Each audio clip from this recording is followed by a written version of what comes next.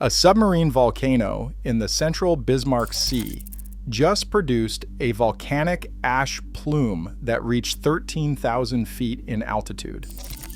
The volcano sits 1,299 meters below the surface of the ocean. It has produced only one confirmed eruption in human recorded history in 1972, detected only by underwater microphones. No visible surface plume. On Tuesday, May 12, 2026, the Darwin Volcanic Ash Advisory Center issued Advisory 2026-2 at 0447 UTC, reporting volcanic ash to flight level 90, approximately 9,000 feet, moving northwest from the volcano position at 3.03 degrees south, 147.78 degrees east, roughly 118 kilometers southeast of Manus Island. 6 hours later, at 10:47 UTC, the Darwin VAAC upgraded the advisory with a reported volcanic ash cloud from surface to flight level 130, approximately 13,000 feet, moving northwest at 15 knots. That is a 4,000-foot altitude upgrade in 6 hours. It is a 5-knot speed upgrade. It is the second and third volcanic ash advisories ever issued for this site, and the first time in 54 years that this volcano has produced a signal visible above water. In 1972, the only way to know was to listen. Today, we can see it from space. But here is the detail that tells the real story. The Central Bismarck Sea volcano is not on most international volcano-watch dashboards. The Smithsonian Global Volcanism Program has no weekly reports for this site. It has no bulletin reports. The volcano has not appeared in operational volcanic surveillance literature for 54 years. What is almost nowhere reported is that an UN-monitored submarine vent in Papua New Guinea waters just produced volcanic ash strong enough to break the surface of more than a kilometer of water and reach commercial aviation altitude. And the international news cycle has not covered it. The question is what a submarine eruption that almost nobody was watching tells us about the seafloor. This is what Darwin VAAC is issuing today. Darwin VAAC, operated by the Australian Bureau of Meteorology, is one of 9 volcanic ash advisory centers worldwide. It covers Indonesia, Papua New Guinea, and the southern Philippines, tracking plumes on Himawari 9 satellite imagery and issuing advisories to civil aviation. Both Central Bismarck Sea advisories carry the same remarks clause, repeated word for word: possible volcanic eruption with continuous VA partially identifiable on satellite imagery among steam emissions and MET cloud. That sentence is the most important content in either bulletin. Possible volcanic eruption, Darwin 5. AC is not yet calling this confirmed. For a submarine volcano with no observatory and no ground network, ambiguity is the default state. Continuous VA, partially identifiable, ash is being produced, but only part of it can be resolved on the satellite return. Among steam emissions and MET cloud, the ash is mixed with water vapor from the eruption and meteorological cloud from the regional weather. That mixing is the diagnostic. It is what a submarine eruption looks like. 6 hours between advisory 2 and 3 is fast. The altitude went up, the speed went up, the plume polygon shifted northwest.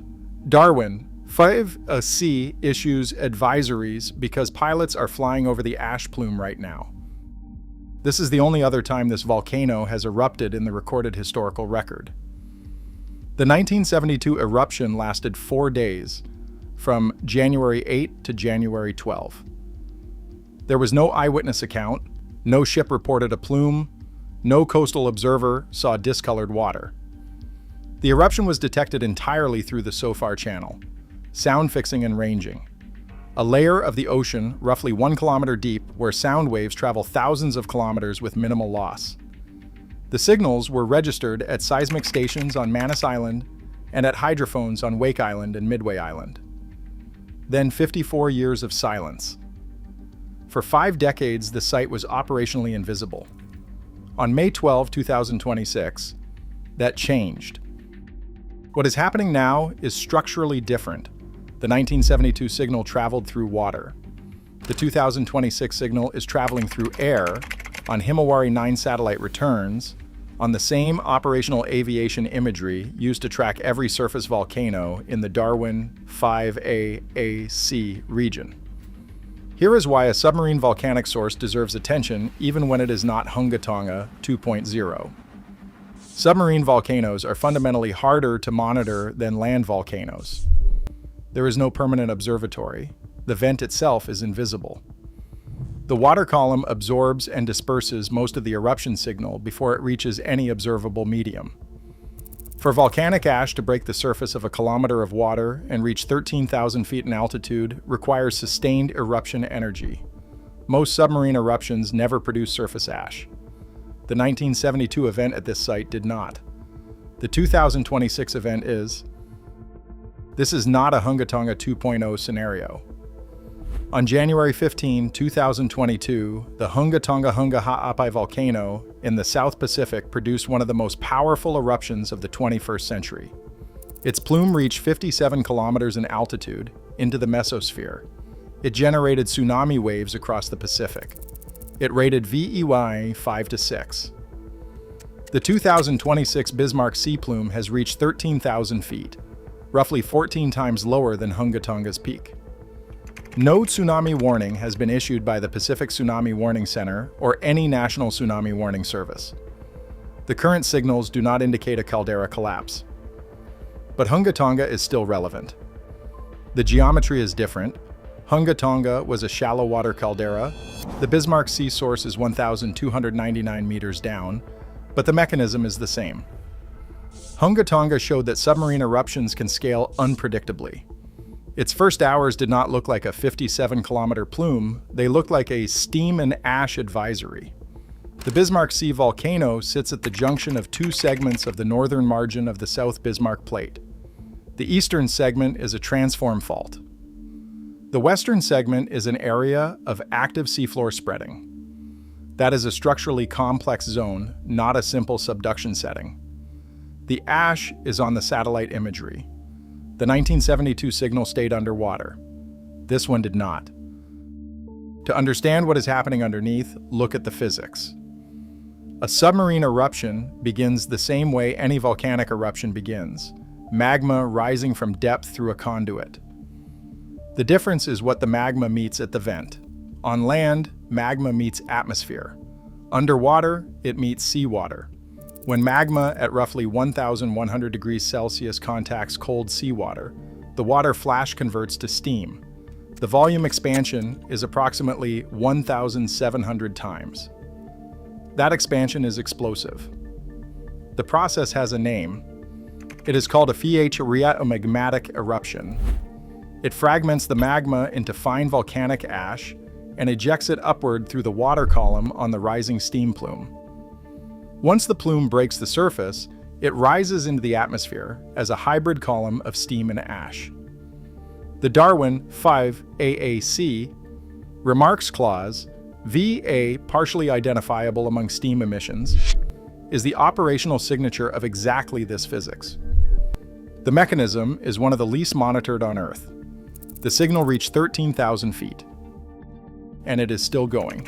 The Darwin VAAC is still issuing advisories. The ash plume is still being observed on Himawari 9 imagery. The source, 1,299 meters below the Bismarck Sea, is still producing material. And the international news cycle still has not noticed. The question is not whether the volcano is erupting. It is. The question is not whether this is a tsunami event. No tsunami warning has been issued. The current observed energy does not match a caldera collapse or a large displacement submarine event. The question is what an eruption from a volcano that almost nobody was monitoring tells us about the seafloor that almost nobody is monitoring. The underwater portion of the eruption is invisible.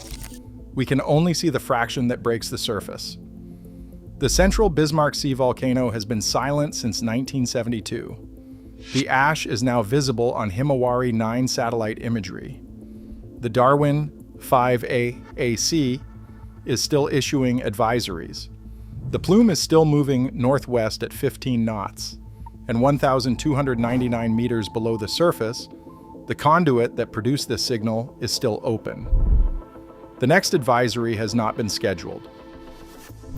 If this story is worth telling, subscribe. We cover more of these every week.